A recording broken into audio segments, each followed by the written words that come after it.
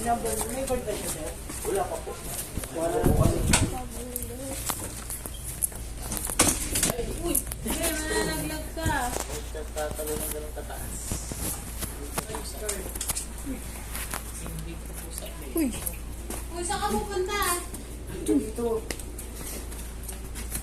Okay naman na, sir. Walang pagsusuka pagkatae.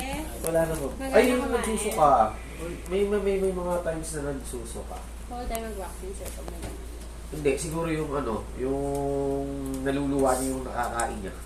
Iba ang luwak suka, sir. Ganun ba yun? Mm. Hindi naman po siya totally suka. Yung ano lang niya, pagka yung nakain niya na hindi maganda, niluluwa niya. Iba po ang suka sa luwa, sir. So, yung una po nyo sinabi sa amin is suka. Ngayon, binawawin nyo, ngayon luwa. Okay ba yun, sir?